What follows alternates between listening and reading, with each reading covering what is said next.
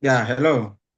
So, guys, we are now live for today's program, and we believe that our audience are already with us here now. So, Pascal, if you're there, you can share the link to our audience so that they can join. Maybe those who are not subscribed to our YouTube who did not get notification, but I believe that those who are subscribed to our YouTube, as immediately that we are online now, they have already gotten the notification and they can join from wherever they are. So thank you. Good morning, good afternoon, good evening, everyone from wherever you're joining us from. Today we are live to speak on the ongoing international essay competition scholarship for study abroad that is organized or that is sponsored by Education African Scholars Global Connect. And today we going to have our selection committee talk to us about what this scholarship is all about, the process of applying and everything that we need to know so that it will guide our applicants. So after today's program, I believe even if you have started writing, you can make some corrections and all that. So without wasting of any time, I would have to bring into the podium the chairman of the selection committee, Mr. Mr. Prince Ozioma Emmanuel.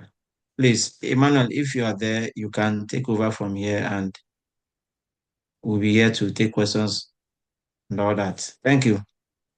All right, thank you very much, Mr. Stanley. Thank you for hosting this section and this event so that we can clear the air about some questions some of our applicants might have. Once again, I am Prince Ojama Emmanuel, and I am privileged to serve as the committee chairman for this program or this event. And I also want to make you understand that I'm not just alone. I have strong and wonderful men who's been doing some great job behind the scene, and they've been awesome. And so today we just want to go over which some of them will be giving you some brief view about what we expect from you in the course of the application and why submitting your materials also. So, but then I just wanted to make you understand that I'm not alone. So I'm not running a one-man show, and also to make you understand that you're going to be graded on a vast array of ideas or information you provide for us or to us. So basically, we have three different grading rubrics or three things we are looking at while grading your essay or while grading your entire application. So one of them is the essay aspect, which contains the personal statement and the essay topic, which we already highlighted on the application portal. Then another one would be the completion of the application material, how well you're able to complete your application. That also carries a point. Then we'll also be grading you on your what's it called, academic readiness, which entails your transcripts and your CV, right? So when I say, okay, how well is your CV structured? How well is your how well is your transcript also structured? So basically, I don't know, Nkem, are you able to take over? I just see you getting, or should I continue? Yeah, please continue. I'm actually not Okay, feeling well. no, That's you're why I good. haven't been. Yeah. No, you're good. Okay, so sorry for the interruption, guys. That's one of the strong women behind the scenes. So, but she's one of the persons that gave us one of the strong rubrics we'll be using to create these essays. So now what I was saying before, we have three category of grading for you or for everyone making the application. And why we're having this meeting today is to let you know what we expect from you in each of those sections, because at least when you know what we expect from you, it makes it easier for you to narrow down your points and to get it straight, nailed down to what we want you to write and submit to us. And also, it makes it easy for us to grade you so that we don't just start looking at just going at the horizon, looking at different things altogether. So now we want to make it a bit streamlined. make it easier, make it simple for each and every one of us. So I'll be talking about the essay part, what we expect from you regarding the essay part, which contains the statement of purpose and the scholarship essay. And you also have to understand that these two essays carries the weightiest points in this application. So whatever you're doing, try to make sure you get these ones nailed down, because those will give you the greatest point or the highest points you will have.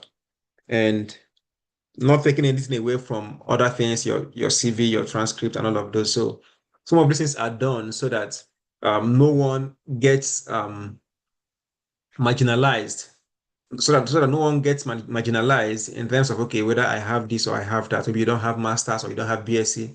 So that's why we sectionalized it and made it very clear and very apt.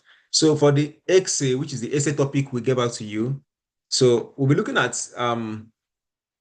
four different aspects in this essay. One, demonstrate understanding of the choosing topic. We want to know that you understood the topic you chose to write about. So for you to have chosen a topic, you need to have a good understanding of it. So we'll be grading you based on that. How well did you understand this topic? Remember, you're applying to graduate school and you are expected to understand a concept and also write about it. So now we'll be looking at how well you understood the topic you've chosen, right? So another thing is the clarity of the content with relevant examples where necessary.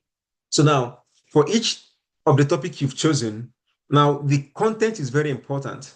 So how clear is the content of what you're writing about? And then how relevant are the examples they are given to regarding that particular topic you've chosen? So this kind of brings you down, like the way I said earlier, we want to make it easy for you and easy for us too. So when you choose a topic, you need to have a very good grasp of the topic. You need to understand the topic so very much well that you should be able to write a very clear content, right? So now remember, this is all about Africa. This is not just about you or about myself or about you coming to the United States or going to any country to study. It's about the development of Africa. So the next we want to look at in that essay topic is how strong is it linked to the career goal, to your career goal and development of Africa. So if you chose the AI aspect of the topic, or you chose from classroom to the other aspect of the topic, so we want to see how is it connected to your career goal and how is it connected to the development of Africa. So, and these are things we want to see clear examples, not ChatGPT generated points, because definitely I just want to make you understand that when you use ChatGPT to generate this essay, we'll definitely know. And that will cost you everything you must have. Let's say if you had a first class and you feel like you can use ChatGPT to generate this essay, remember ChatGPT cannot tailor down the development of Africa the way you will do it as a human. And then it can never link it to your career goals, because definitely this career goals has to align with everything you're already giving to us. So what do I mean in essence? Please, for any topic you've chosen, ensure that these three things I just highlighted now, it's well and explicitly stated. And then another thing is the overall writing quality and originality. So this writing quality entails both punctuations and everything. So, and then your tenses as well is very important. So please, for the essay part, which is the essay topic you've chosen, I have to go run over it again. Understanding of the chosen topic, content clarity and relevant examples where necessary, strong link to career goal and development of Africa. And then finally, the overall writing quality. These are very important in the essay topic you will choose. So now this fast forward to the personal statement. Why are we talking about personal statement? You might say, okay, it's not just international essay competition, but then why do we bring in personal statement? Personal statement is important because that makes us to know you more. Remember, each of these essays has word limitations. So you might not be able to express yourself well in the essay aspect, but then in the personal statement, you can express yourself and let us know some of the unique characters, some of the unique skills you have that will not be highlighted in the essay. So that's why personal statement is very important. Also, you'll be applying to graduate school and then you'll be expected to write a personal statement also. Then if you're not able to develop, if you're not able to structure this well, then how are you going to be able to structure that well when you're applying, when you're making your your master's or PhD applications. So, and also how ready are you in terms of these applications? So that's why we're needing a personal statement from you.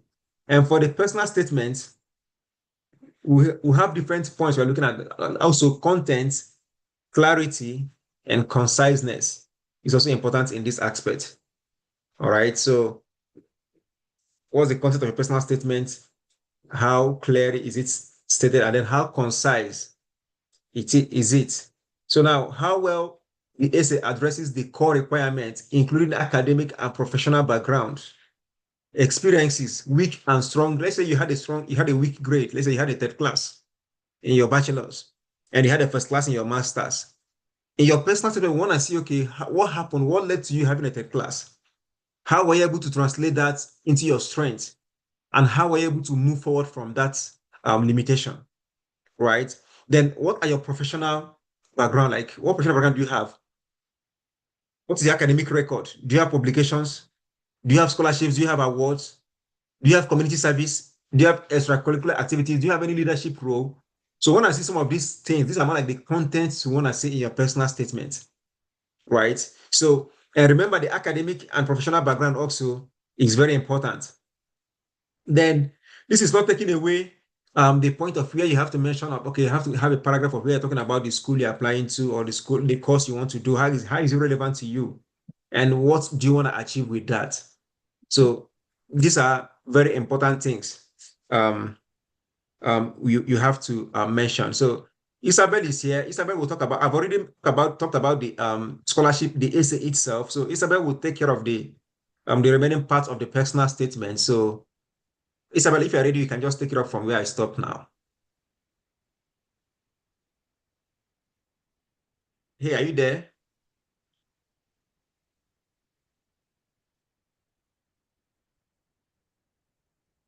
Isabel, can you unmute yourself and open your video so we could see you?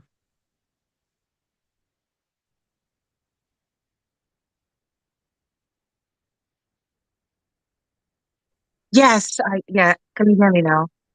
Yeah, but we need to see your video also because it's a live YouTube section. Yes. Can you hear me now? Yeah, we can hear you. Okay. All right. I'm so sorry joining late. Having network issues. Let me go outside and see if I'll get better reception. Hello, can you hear me? Yeah, we can hear you. Is it possible you turn on your video? It's dark here. There's no power, so I'm literally outside trying to get better connection. So you won't see anything. I'm sorry. All right, so just take through the part of what's it called? The personal statement. I've already highlighted the first section. I've already talked about the essay itself. So just take through the remaining part so we can Yeah, turn on. yeah, I got that part. Sorry, I'm just going to. All right.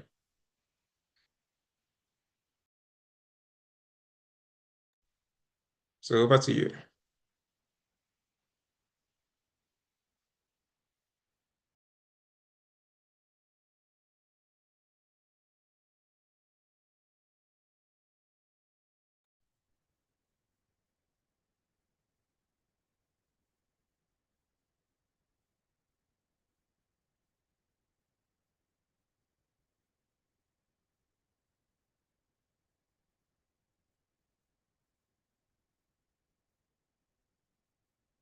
Yeah, Isabel, we can't hear anything from you. Are you still up?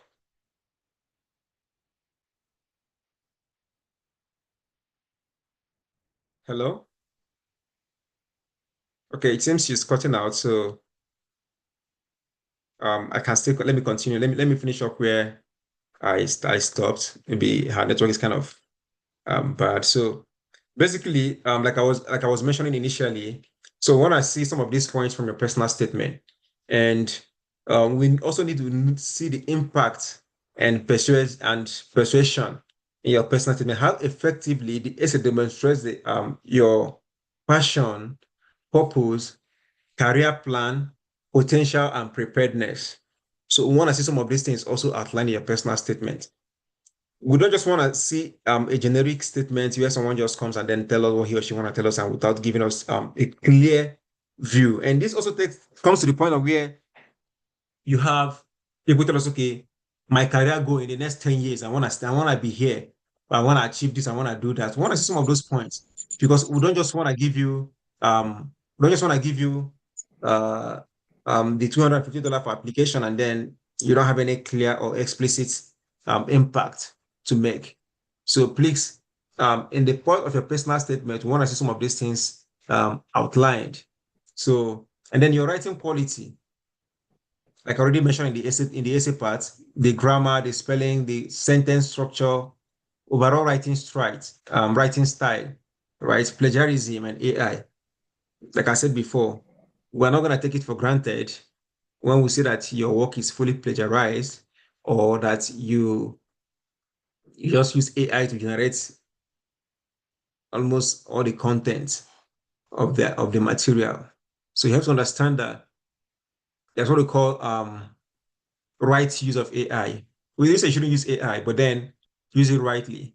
There's a right way to use AI. So you can't tell AI to write something for you, or you can write and ask for maybe grammar check. That way you're using AI, but then you're not using it in the wrong way. So you need to make sure your personal statement is well structured, and also that you have good punctuations, your sentence structure is all outlined well, right? So that's very important for us. Then the next thing is the personal voice and authenticity. The degree to which the SOP reflects your unique personality and perspective. So this now boils down to you. That's why it's called personal statements. We expect this SOP to, as in like, I want to meet you through the SOP. I want to meet you. I want to see you. I want to understand you through the SOP, not just writing a generic sentence or writing just anything out for us to read. So these are the things, these are the points you'll be grading you. And that's why we wanted to make sure we make this thing, we outline these things so that everyone will be on the same page. If you already submitted the application, I think you still have room to modify it. I don't know. I'll ask the admin team. But then if you are yet to submit, take your time and make sure you highlight some of these points I've already mentioned in your SOP. And also, like I said, you can't be applying to a school without knowing about the school. So let's assume one of the schools you've already researched about you want to apply to. You want to see what is motivating you to apply to this school. Some of these things need to be clearly stated in the SOP.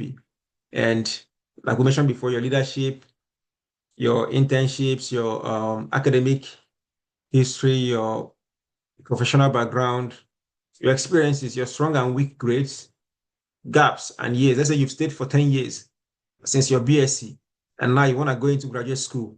Why that gap? What happened in the period of those gaps? What was the career development? What was the development you had within yourself? Because nobody want to take a redundant person in the sense that after doing your BSc, then 10 years later, you're coming to say, you want to come and do graduate program or do a master's or PhD. What is motivating you to come do a PhD at this moment? What have you been doing in the past? How is it able to translate into what you want to do? So these are the way you want to make sure you structure your personal statements and have them well outlined. So I'm sure I've been able to address some of the concerns you might have, but then we'll have a time where we'll have open up for questions and answers. So if you're going to be having any questions, just make sure you note them down. Right now, I'll be calling on Obed to give us to give you some of the things you need to know about how we're going to be grading you regarding the other parts of the grading rubrics. Obed, if you're there, you can take up the floor.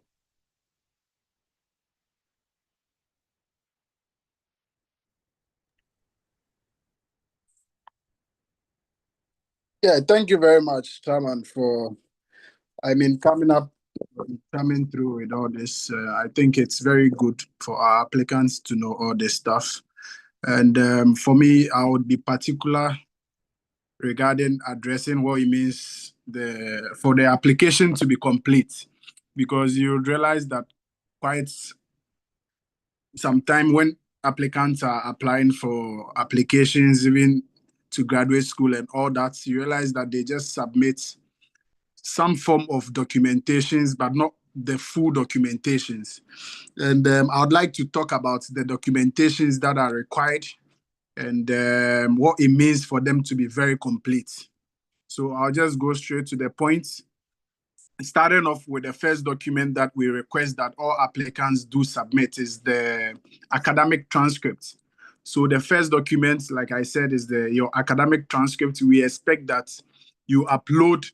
Of course, if you have the official transcript, you can upload it. If you have the unofficial transcript, you can upload it. But it should be very clear and complete, in the sense that if you are to give it to a third party to check on it, the third party is going to see it clearly with the grades outlined and the interpretation of the grades. For example, we expect that your transcript would have maybe A, and the grade for A would be interpreted. So, for example, in my school, when I was submitting my transcript to my schools during my school application process, I'll just upload the front pages of the transcript. And for the last part, I'm going to upload what it means for them to be able to interpret the transcript. And I'm sure this is something that we are all very familiar with. So in as much as you are submitting your transcript, we would require you to also submit, maybe the bottom part should be what it means regarding the interpretation of your transcript. For example, in your school, maybe A is 70 to 100. You have A plus, you have A minus. Without that, if you just upload only the front part of the transcript, which states your grade, we would just not be able to know what it means. So that's the first part. You would have to submit your transcript, and it should be very clear, and it should have an interpretation of your grades. Then the second material that you need to submit is your academic CV. So like Chairman said, it should, at least when you are applying for something like this, you should give a holistic perspective that presents your personality, so that we get to know you through your CV. We get to know your achievements. We get to know extracurricular activities that you have participated in. We get to know your community development contributions. We get to know, your academic excellence and your professionalism regarding work experience and everything. And I know that regarding your CV too, it should be very organized. It should be clear in uploading. And if possible, it should just list every category that a normal CV would have. So that's the second document that we check as part of the completeness process, to make sure that all the documentations that you submitted is complete. Then the third document that we require all our applicants to submit is a letter of recommendation. That is a reference letter. So we require that you would have at least one recommendation letter as part of your application process. So which means the recommendation letter should be signed. If it's a DocuSign signature, if it's a physical signature that your reference personnel would have to sign, and it should be in a standard letter format. You can't just go to Word and just put a person's name there and just submit it. It should be standardized. If letterhead, it should be fine. If not letterhead and it's something very presentable, you know what a recommendation letter is. So it's part of the documentations that will require that you do submit. Then the fourth document that we require you to submit is what the chairman did talk about, the essay. That's the fourth document. We will require you to submit an essay, and the essay should have, everything that he did talk about. It should be very well structured. It should present your perspective on the topic that you have chosen to write about. It should be articulative in a way that we know what your thoughts are, not necessarily a generalized statement or something like he did say. So we require your fourth document to be a document upload on the essay. Then the fifth document that will require is your statement of motivation. At least, if not for anything at all, I think Isabel is going to talk about it. That should present your goals, your motivation, and your program fit, so that if we are evaluating and during the rubric stage, we'll know that, oh, okay, these are your motivations. This is your long-term goal. This is your short-term goal. This is how you feel that you are going to be able to leverage on the program to achieve what you want to achieve. So your statement of purpose and the essay, remember that there are two different things that will require. So it's not that you would upload a statement of purpose or a statement of motivation, then that's all. No. In as much as you upload the statement of motivation, you are also required to write on the essay.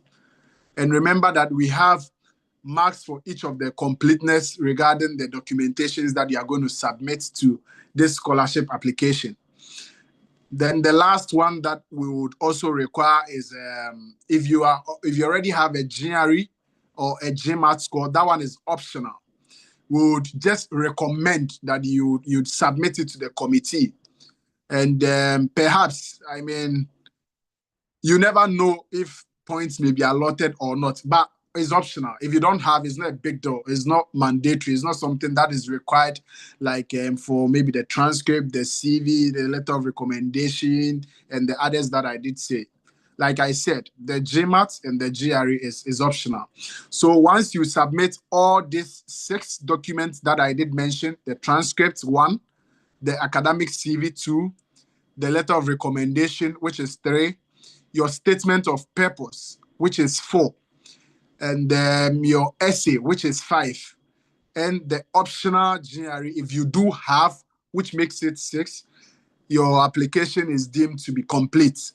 And as part of a member or someone who has gone through the school application process, writing numerous essays, I would recommend that you label each PDF or you label each document that you are going to submit through the application portal, maybe with your initials, with your name, then like you get it a very good detail, so that in as much as we download, we'll be able to know that this is for you, then we'll be able to separate it.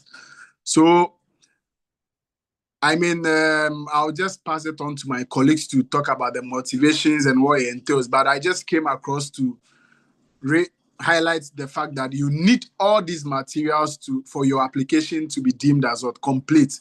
If you omit, for example, submitting the transcripts and the CV, it means that your application is not complete because you have not met the criteria for the requirements that we did put across. So I would recommend all applicants to make sure that you just develop a checklist yourself.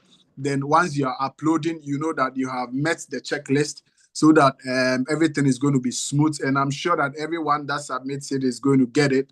Hopefully, I mean. So, Stanley, I don't know. Thank you. Yeah, thank you, Obed, for the wonderful section. And yeah, that was very clearly and explicitly stated.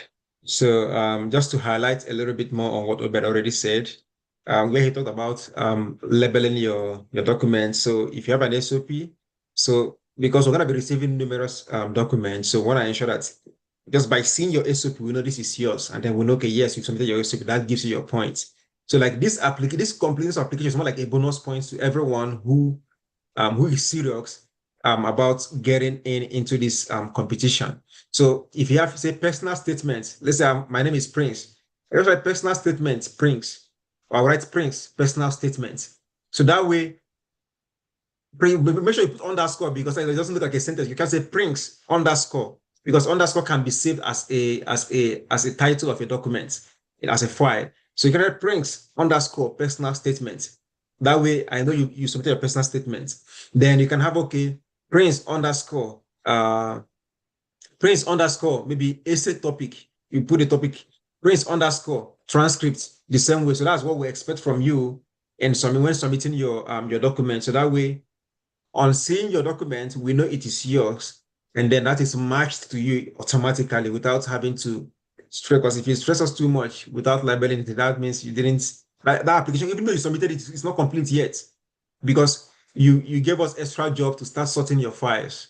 So take note of that. So the next thing I'll be talking about here is academic readiness section. So we'll be grading you on academic readiness. Okay, you want to say something? Yes, I just wanted to find out perhaps an applicant will be deliberating on this. For example, if the applicant did submit all the documents through the scholarship portal but missed out on maybe submitting one required document, can they do that through our official email?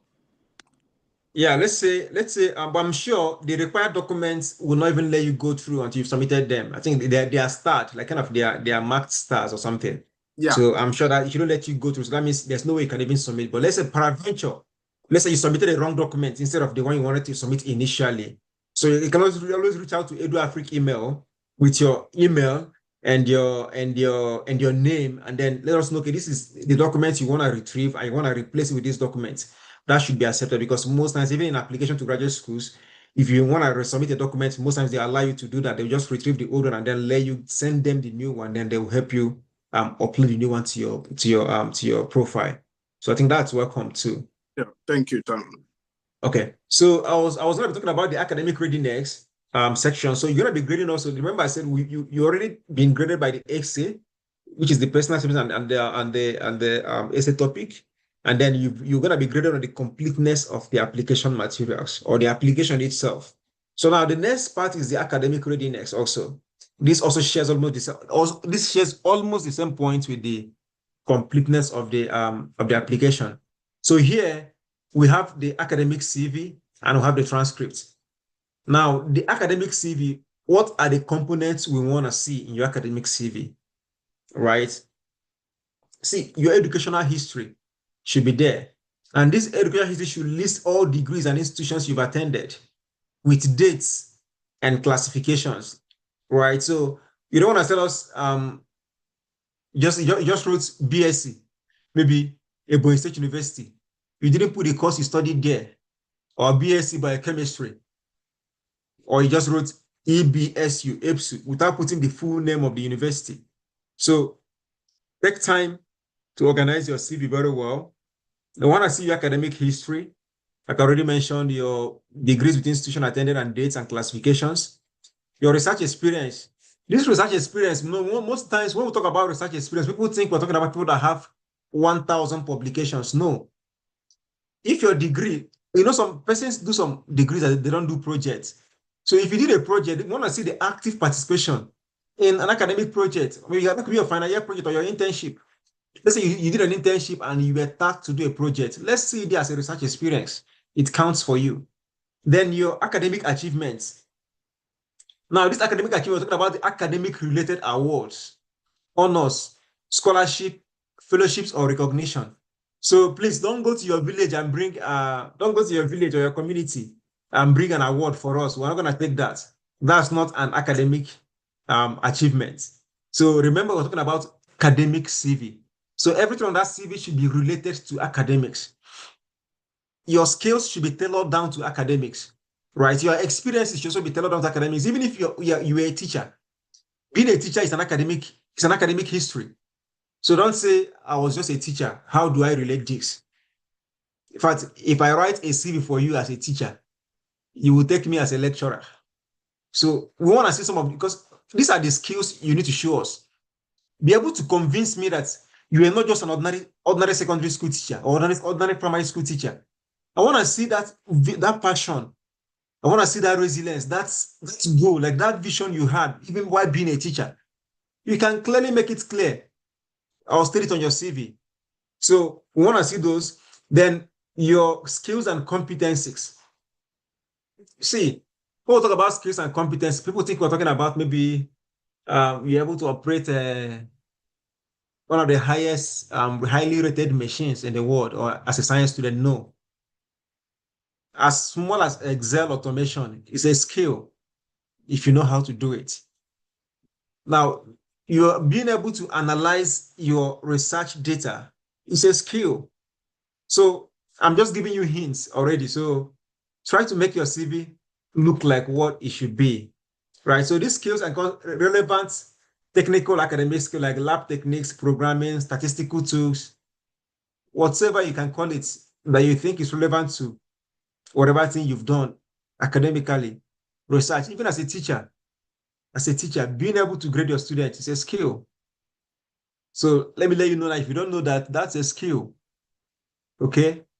Ability to assess students is a skill. Not everyone not everyone could do it or can do it. So also then another part which people pay more attention to is the academic publications or presentation. Now, I will shock you. If you finish your BSc in any university in Nigeria, I shock you, you've made presentations. But some persons think it's only when they've gone to do a present at a conference. That's only when they've made presentation. No, your seminar was a presentation. And that seminar topic is a title. That was a presentation topic. Your defense was you presented in your defense too. So your IT also is a presentation. So if you don't know now, I'm giving you idea, I'm giving you skills, I'm giving you scopes on how to make your CV look like what it should be. Because those are relevant academic presentations that built you, that made you who you are today. So we want to see those things outlined in your CV, and those things, each of them carries their own individual and allocated points. Also, the next one is the transcript. This one you might not have sole control over it, like, because most times the transcript is being prepared by the what's it called again? By the institutions, the exams and records. Those are the people that prepares transcript for students. So you might not have full what's it called? You might not have full control over it, but then what we individually were looking at is what is your cumulative grade and CGPA? Like, what scale is it? Is it on 2 points? Is it on 3 points? Is it on 1 point? So these are the things we want to see in your transcript. Then, do you have a bachelor's degree or a master's degree? Because if you have a master's, submit transcript for both BSc and master's. If you have a bachelor's alone, submit for bachelor's, and each of these things have their own points allocated to them. So I think I've been able to clarify talks on academic readiness and what we want to see in your transcript and in your CV. And at this point now, I think we're open to questions.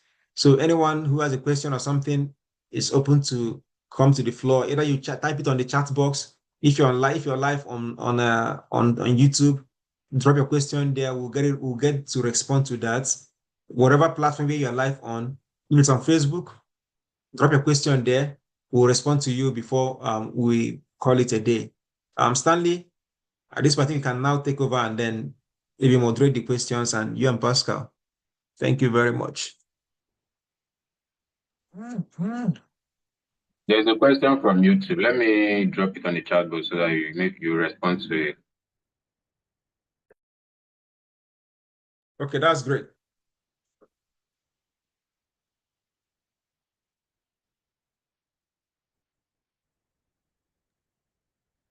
I've done that. You can check. You don't know the chat box? Okay. Isabel, are you ready are you able to answer this question? It's on the chat box.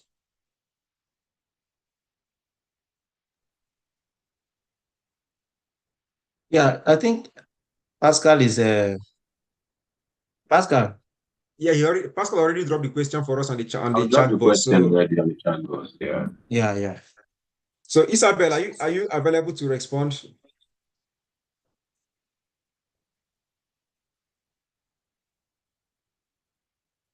Okay, so I will just respond to this question because yeah. So the question says, what about IELTS? Can it be submitted also? Yeah, you can never tell what will give you the little or the extra push you need. So if you have IELTS, in as much as it's not required, but then there are places for additional documents. So whatever thing you have or you think that can get you in, shoot it. Don't restrict yourself. Don't limit yourself.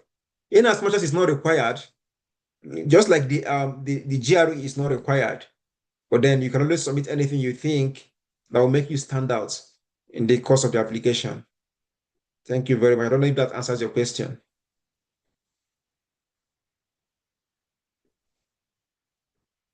So we can have more questions, please.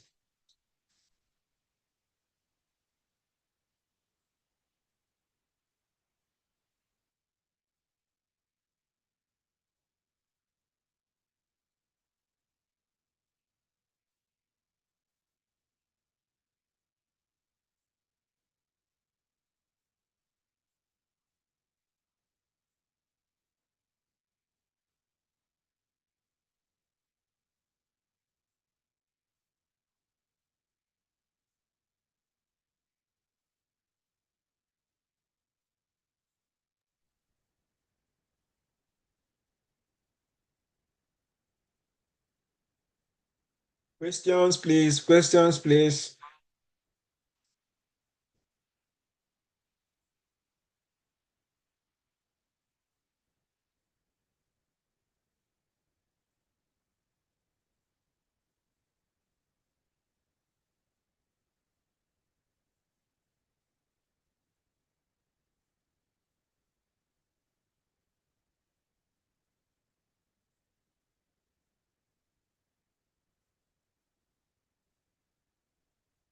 Okay, someone is trying to ask question about I dropped it this thing. Someone is trying to ask question about IELTS. I mean the English requirements for people from Cameroon. Yeah, I've responded to that already. So I made the person understand that as much as it's not required in the application portal, when there's option for additional documents. So whatever thing the person thinks will give him or her an edge during the application, the person should shoot it to the committee, because you never know what will give you what the committee, one of the committee members will see and feel like, oh, this is interesting. So I think it's good you submit it, but even though it's not stated as a required document, but you can never tell, like I said, what will give you that extra push. So submit everything you think you deem necessary that will make you stand out in the application. Yeah, and even in addition to that, is even very necessary that someone from Cameroon should submit such documents, because I think Cameroon in graduate schools, people from Cameroon they are required to submit. I think people from Cameroon, Togo, and some of those countries that English is not their first language or something like that, or English is not their medium of exchange, I mean, medium of teaching. I think most of these graduate schools in the US. So if you are applying to this our scholarship, it will be good for us to also see that you have such, because um, what this scholarship is all about is for you to tell us your readiness for graduate school. And if you don't have such documents, automatically we will know that you're not ready for graduate school, because we can't even influence the decision of graduate school. So submit whatever you have, just like Prince said. I don't know if there are other questions. Then one more thing that I wanted to, a lot of people have come to ask us some questions about references that their referees have not been receiving emails requiring, I mean, because normally what we require you to do in the application portal is for you to present or to provide the email address of your referee. Once you submit, your referee is going to receive a message directly from us requiring him or her to submit your reference letter. And when he or she submits it, it comes directly to our account, I mean, our website, even without your knowledge. So, but then some of you have been sending me private messages saying that your referees have not received email from us. Two things I would advise you to do. One, tell the referee to check his spam, because sometimes the message might enter into the spam inbox or spam box of his email address. So the person should check the spam. If it's not there in the spam, then alternatively the referee can send the reference letter to our email info@eduafrikscholars.com. And yes, once the person uploads it, so the person has to upload it as an attached document, signed with the person's official school email address, and if possible on a letter-headed paper. So, because these are the things that will tell us that you actually have a recommender. because we are not the ones that are going to write a recommendation letter for you when you be applying to various schools. So all of these things are what we need to be sure that when we give you these $250, it will yield fruit, because when we see you succeed with the money, we'll be happy that at least our money yielded fruit. So we don't just want to give out $250 and at the end of the day, the person will be telling us, I don't have this, I don't have that. That will be counterproductive on our own part. Last year, we did the same thing, and we saw how productive it was for us. So 5 persons, 3 persons got fully funded scholarships, and I've all gotten their visas. So we want to see more of this time around. So we are pleading that you do that and follow the process. Then some of you have also been asking me questions about whether it's official transcript or it's you are submitting unofficial transcript or the one they call student copy transcript. So, and even graduate school also requires that. So most graduate school does not require you to submit official transcript. It's always difficult to see a school that will require to submit official transcript. But there are some schools that may require that. But during the application period, they require you to submit just the unofficial transcript. So that is that. I'm just trying to address some of the questions that I got personally in the course of this whole thing. So then the someone also asked me if he should send a West evaluated transcript.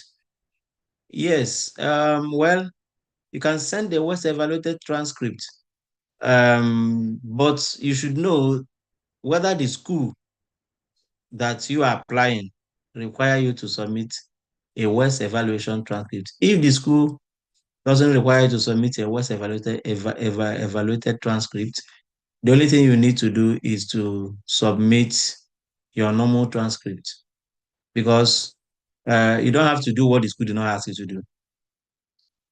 I know that there are some schools that require you to submit a West evaluated transcript, while there are some schools that most schools require you to submit your unofficial transcript. So when choosing university, because the section where you're going to choose university in the application portal, you don't just wake up and choose any university. That's why we are giving enough time for people to apply for this. Before you choose any university, you must have gone through their application process and see what their requirements are. So that you are going to submit anything that is a replica of what that university wants.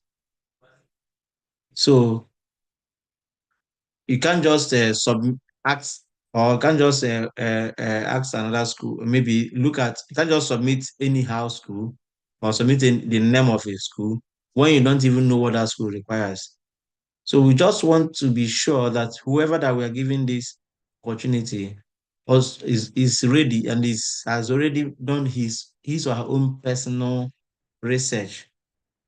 So you don't just submit school randomly. And then another question that has been coming, I was asking if there will be extension of deadline. Well, we might consider extension of deadline if because we discovered that there are some technical issues recently, especially on the referees getting email for reference letters.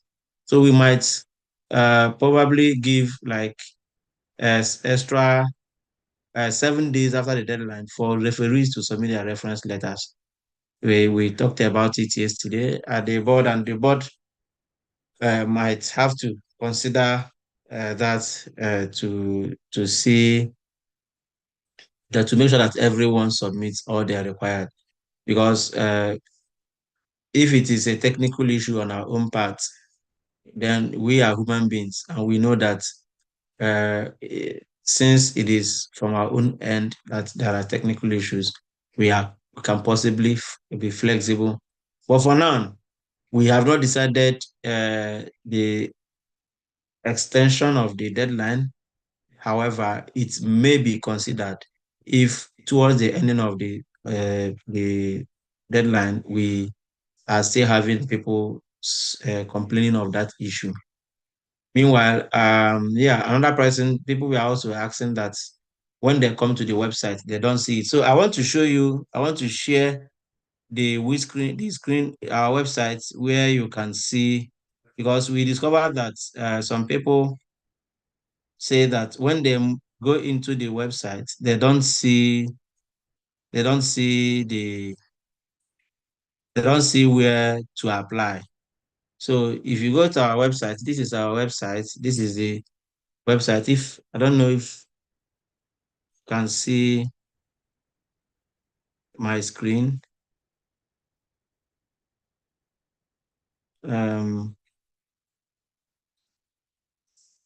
Wait. So if you just go down to the website, you scroll down, you will see a place where it is written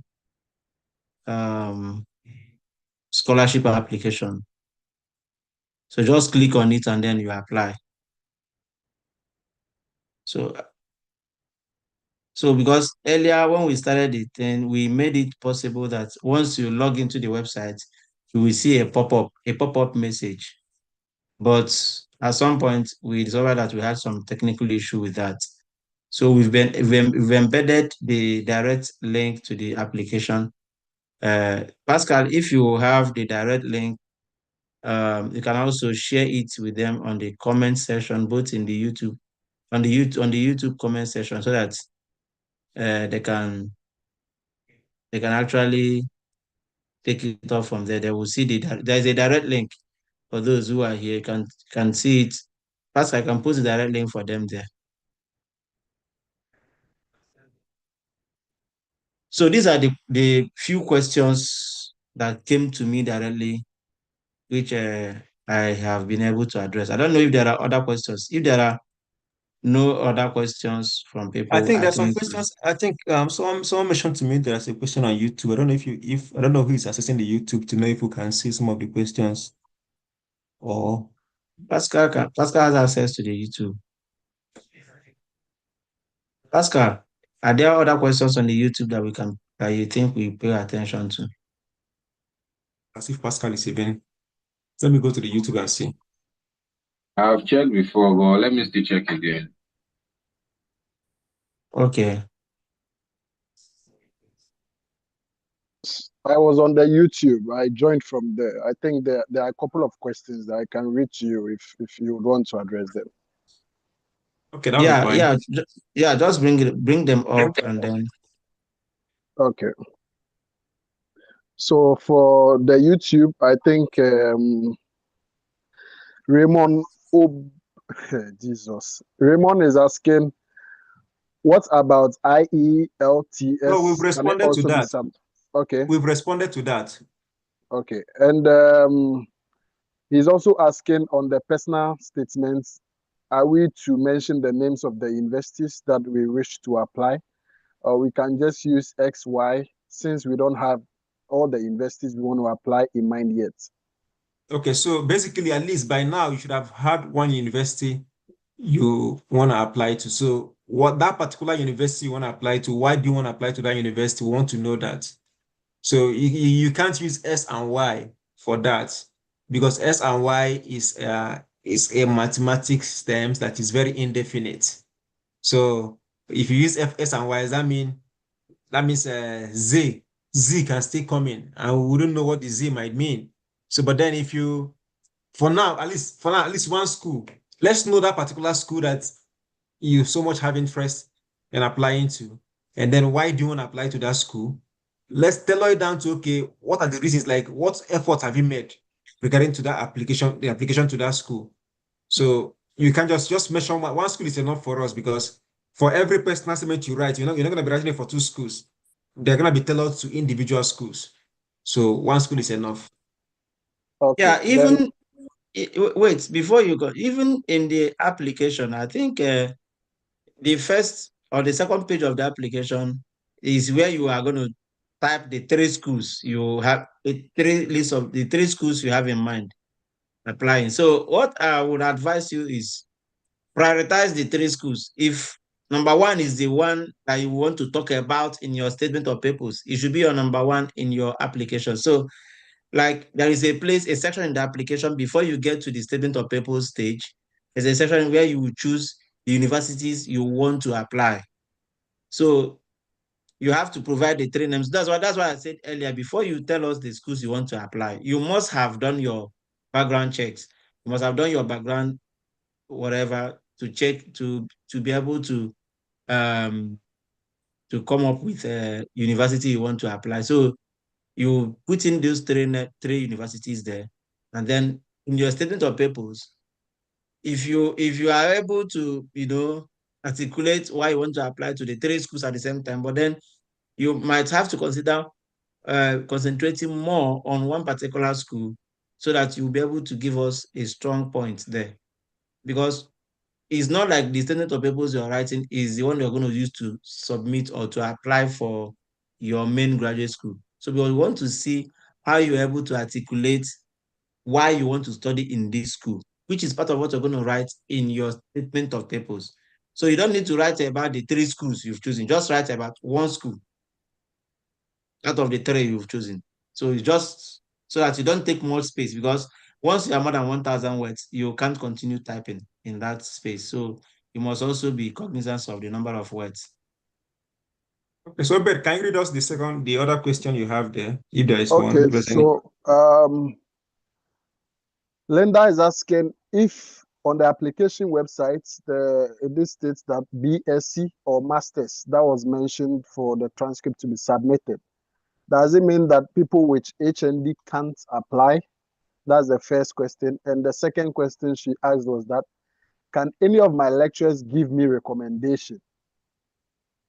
Okay, so basically, before now, the reason why we're having this essay competition, right? So like Stanley already mentioned, there's a point where you're gonna list 3 schools you want to apply to. And then that will be based on your priority to each of the schools. Like your first priority will be number 1, your second will be number 2. For you to have chosen a school to be your first priority, then you must have gone through the school portal to check their requirements for admission. So if these schools require that you can get in for a master's with a HND, then you are good. Because at the end of the day, your most prioritized school, the reviewers might also try to look at, okay, what is the basic requirement to get into the school or to get into the program? Because in your SOP, you want to list, okay, I'm going for this course in this school, and this is why I'm going here, right? So if you are submitting OND or HND and the school requirement is BSc, then there's no way you're gonna get through. So that means that is sacrosanct that you cannot get their scholarship, because at the end of the day, we are looking at that's why we say, okay, give us the name of the schools you want to apply to. So if you have masters, submit your BSc, submit your masters. If you have masters, if you like, submit your HND, submit your BSc, submit your masters, they count for you. But then if you have only HND, then make sure you are applying to schools that can take in HND graduates. And also, remember, you can't have HND as a lower class, and then you're wanting to go to graduate school. That's impossible. Like, that's very difficult. So we also see that on your transcript. So that's why we're taking our time to get through all these application materials. That will let us know how prepared you are for the application and for the graduate school program. So, like I said before, if you have HND, you are not limited.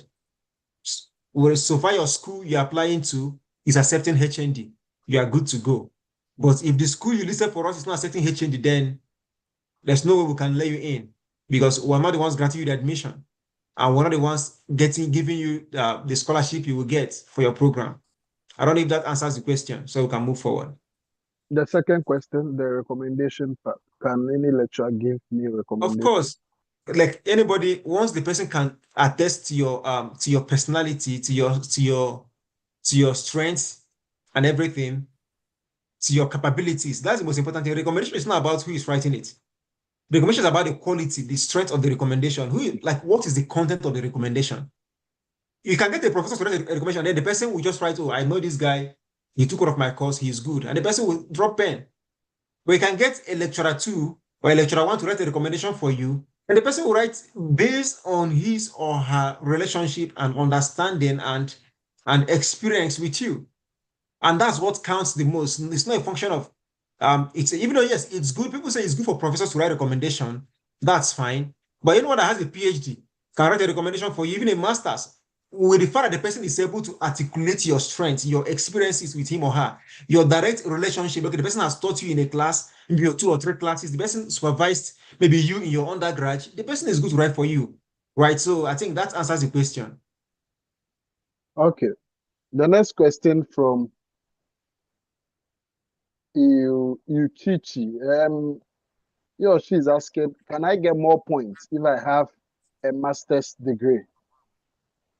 Okay, so like we said before, we mentioned initially that the reason why we made the rubrics for this application is so that no one is marginalized.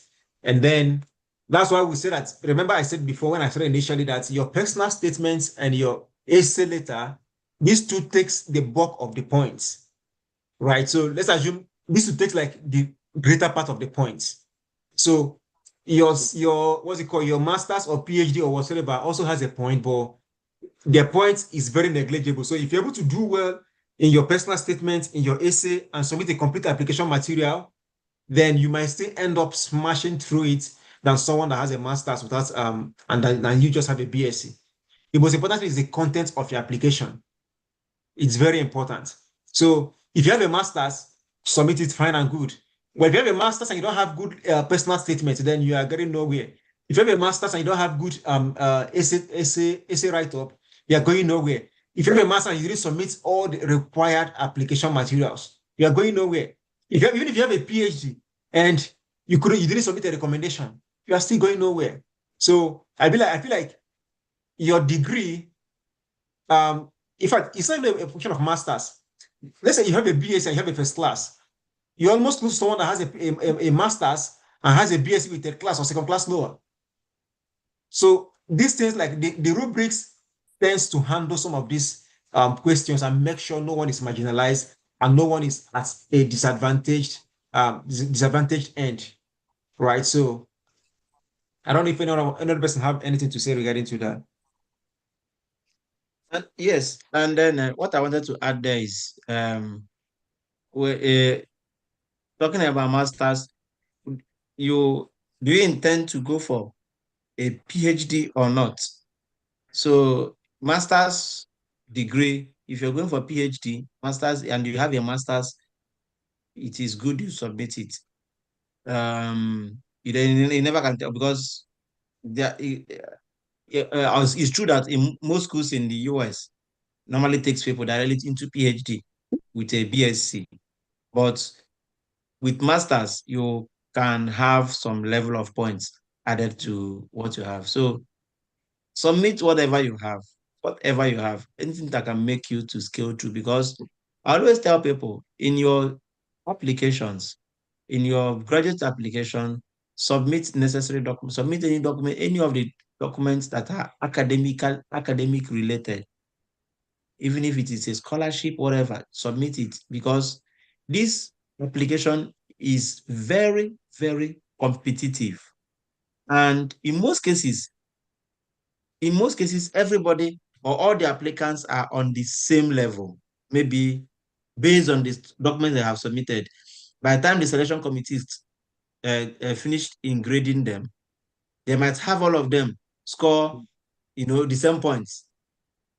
At some point, they will now start looking for, okay, what extra thing does this person have? What extra thing does this person have? That could now become an opportunity for them to now strike someone out. And if you have something that thing that the other person has, and you don't present it, automatically you are out of the game. So that's why submit whatever you have. It can count for you. It may not count, but then just submit it, because there is no harm in submission. Okay. So one that we have here is it only to US? Like I'm sure it's like only to US schools, or like Canada and all those stuff can be part? Okay, so what we're looking at, we're not looking at only US schools.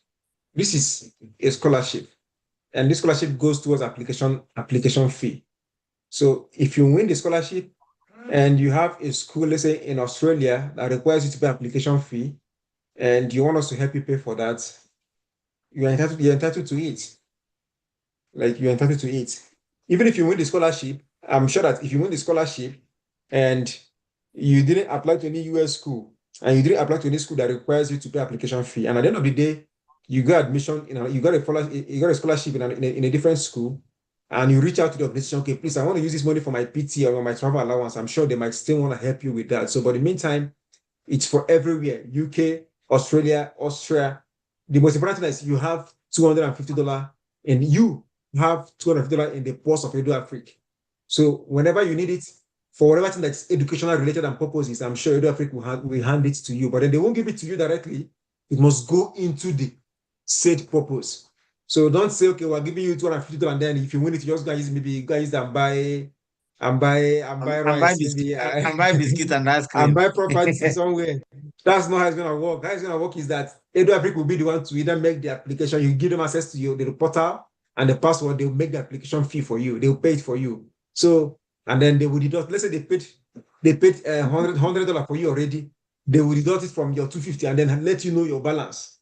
So everyone should have that in mind. Don't say they say they're gonna give us $250 and then at the end of the day, they didn't give me the money. Nobody's giving you cash. Nobody's sending it to your Nigerian bank account. Just know that it's gonna go into or your Ghanaian cedis account. Just know that it's gonna go into the purpose with which it's been stated for. Thank you. Okay, Yeah. there's another one here. It said that Linda says that I have HND, but currently rounding off with my PGD, but have not gotten my results. Can this serve? Okay, now let me ask the person a question. I can tell you categorically that when I applied for my master's, for my PhD in the US, I had not gotten my official transcript. In fact, I had not finished my program. I had not defended my master's. So what did I do? By myself, I itemized my results. Then I took it to the department. And then the department by themselves also cross-checked what they had on their system. So the department could give me a personal transcript that I could use for application. And then on that, underneath it, they wrote, the department, the HOD signed that this candidate has finished his coursework, but will be defending his what's it called? Will be defending his master's, he will be doing his final defense on so date. So we need to know the date you're gonna be doing your defense. Not just telling us that you're almost finishing, because almost finishing in Nigeria or anywhere of the country in Africa can extend to additional 1 year or 2 years. And we don't want to stay that long. So if you're finishing, let's say by May, let the HOD or whoever is in charge of exams and record in your department, let them make a note for you with the already coursework you finished that the results are out. I think that should suffice for that purpose. I don't know if anyone else have anything to say regarding to that.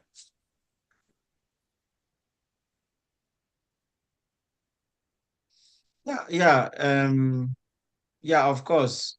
Someone also asked me this question recently, and then I told the young man that, because according to him, he said that he has finished his program, but he has not gotten his they have not gotten okay, his own case is similar to this, but then he said that he has finished, but they have not approved his result, but the department have computed his result and sent to Senate. And I know how all of these things works because I'm in the system. So most times it takes Senate of university, weeks before they approve results submitted by departments. So, but for you to meet up with the deadline, just like the selection chairman, the committee chairman said, you can there are results in the department. So you can meet your head of department. We will accept it. You can meet your HOD and they can give you your results in the department. Because whatever they have in the department is what they have sent to the school. And I don't think, to an extent, I don't think that there will be any changes. because what the Senate does is just go through it and approve. They are not the ones vetting it or kind of doing another thing. So since the result is computed in the department, you just go there, get a copy of it from the department and upload so that you meet up with the deadline.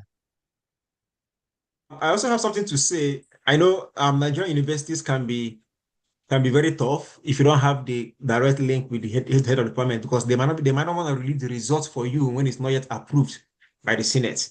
So if your school have this what's it called, online portal where you can check your results, then I can say, okay, if you can download the online portal, and then if you remember, if you do this, at the end of the day, we are going to be verifying by ourselves so that someone not just go somewhere and go and compute something and send to us, say that yes, I downloaded from the online portal. So if you download your result from the online portal, please make a note for us that these results were downloaded from the online portal. And if at the point where you scale through at the point where we want to, okay, yes, you are approaching to the point of getting the scholarship, we might request you to either do a Zoom meeting with us where you will log in directly into the portal, and we will be able to confirm to ensure that these results you uploaded were the same or not edited or maybe generated using Adobe Illustrator, because we can do a lot of things today in the world, because AI can do a lot of things. So we want to ensure that when you're at the point of scaling through the point of getting the scholarship, we will ensure that you log in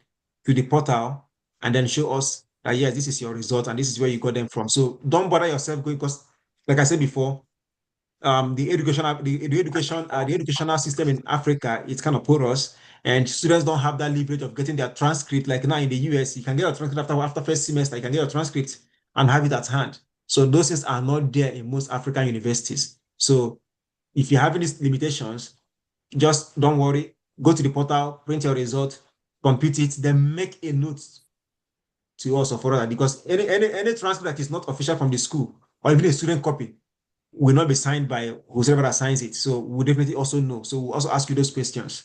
Thank you. Do you have any other question there?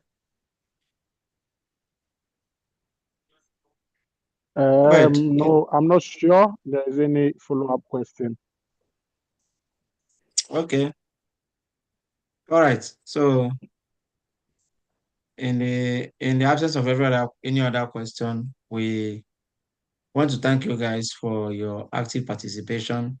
And I want to, on behalf of EduAfrik, thank the selection committee members. They are really doing a whole lot of, they are doing a great job. There is nothing like somebody doing this kind of thing. It's something that has no price.